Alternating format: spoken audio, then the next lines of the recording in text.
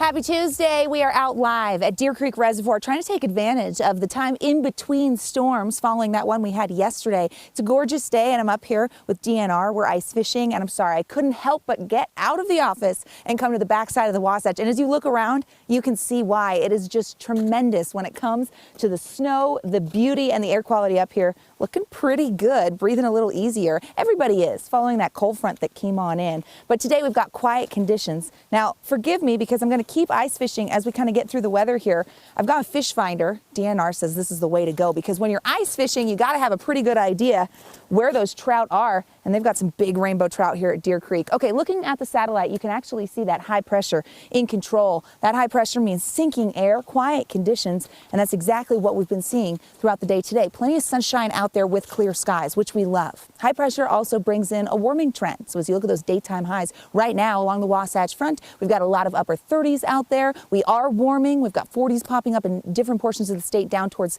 Iron County, and then the 50s in St. George. Over towards Moab, warmed up nicely. We're going to lose that daylight and cool things off in a little bit. High pressure this time of year, though, also brings in air quality concerns. That's why you head to the mountains so that you can kind of clear out the lungs and get away from that. Right now, we know that air quality is compromised on the eastern side of the state, and as we head into tomorrow, we will see some moderate air quality expected for the southern end of the Wasatch Front and then on the eastern side of the state, so Uinta and Duchesne County. The reason it's not going to worsen, Cache Valley could see moderate air, is because we have another system on the way. We're actually keeping our eye on that and tracking this system that's going to come on in. High pressure holds for the rest of today and into tonight, so quiet, but we are going to increase cloud cover. So the clear skies you saw today, they're going to start to change, and it starts from north to south, and this is really going to be a storm for the northern half of the state. It's not a major storm. It's actually a pretty weak one, but it will bring in the change with that increasing cloud cover and the slightest chance of some light snow. Now, the best chance would be up in the high country, of course, but a few flurries can't be ruled out for northern Utah as we get through our Wednesday. That little system does us a favor. It keeps us pretty active, which is good news. That wind keeps us mixing, so that will prevent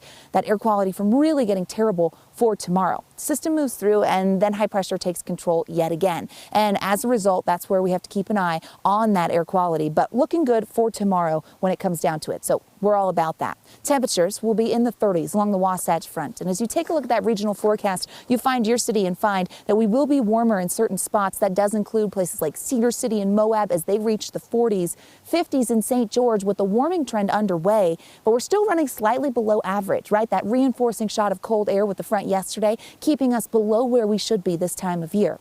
We will get another shot of that cold air with the system that comes on through, so be ready for that tomorrow, and then temperatures will remain slightly below average. As we look at the 7-day for Washington County, you can see pretty dry conditions. There's just the slightest chance as we head into next week that we get some wet weather down there in St. George. Look at the pattern, though, for the Wasatch Front here as you check those 7 days.